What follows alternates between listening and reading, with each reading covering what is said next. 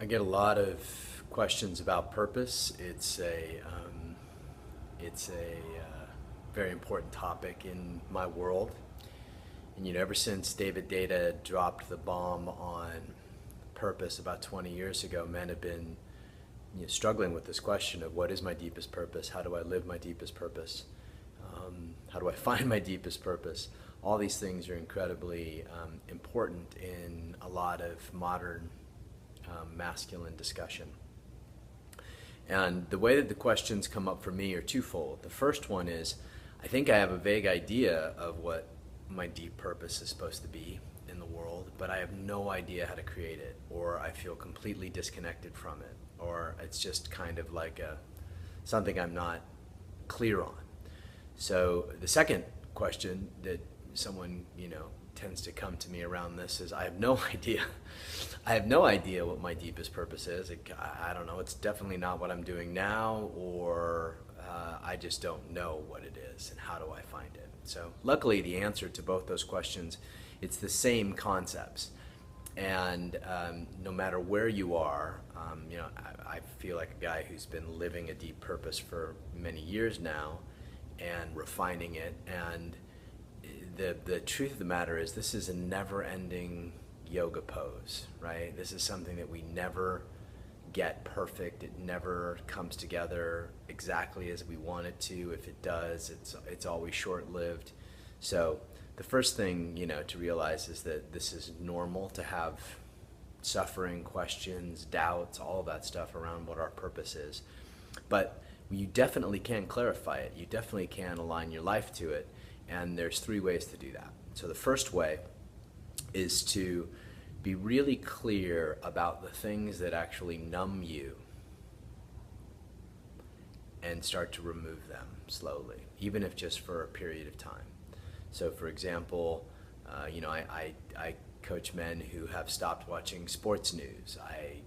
It could be something as simple as you stop drinking, or you stop watching TV, or you give up Facebook or porn or whatever else numbs you from the pain of not fully living your purpose, your deepest purpose. Sometimes it's overwork and something that's not your purpose.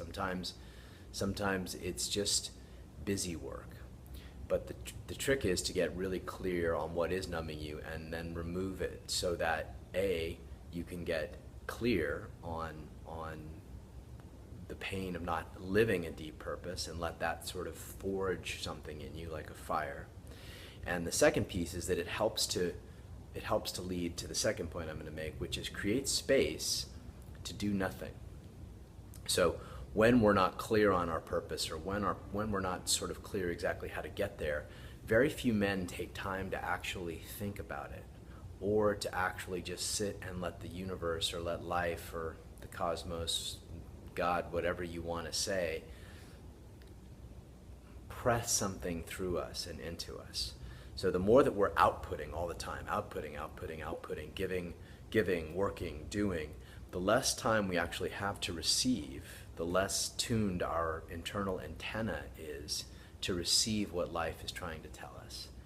And I'll tell you, for this to me is one of the most beautiful and important personal practices, where I set aside time and I just sit and wait for life to give me something that inspires me. And oftentimes it has to do with my deepest purpose. Sometimes it doesn't. Sometimes it has to do with something that just is the right thing for my life to do. Sometimes it's an area where I'm not taking care of business, or out of integrity, or sometimes it's somebody that I can just intuit needs to talk to me, or there's all these things that are possible, but most of us don't give ourselves space for the magic to actually develop, right, in us and through us. So that's the second point, which is create space for the magic to develop and for you to receive the transmission from life, right? We can't do that if we're just continually moving from a place of I should be doing, obligation, or distraction, which is I need to be doing I need to fill my time with empty distraction. Right?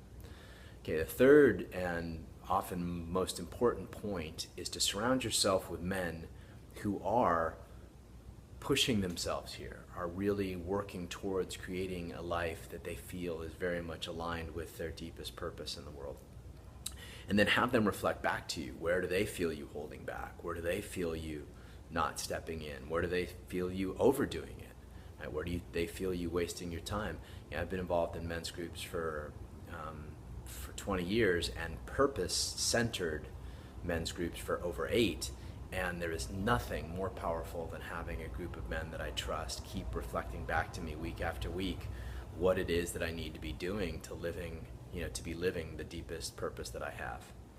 And the law that we're the average of the 5, our average income is that of the 5 people we hang around with most.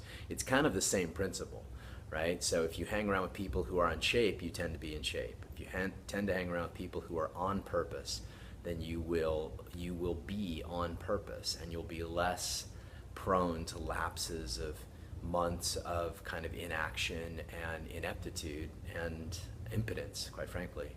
So those are the 3 tips that I think can help clarify your life towards living with more purpose right away. By all means, reach out to me if you want, and I hope you join us for a year-long training. There's a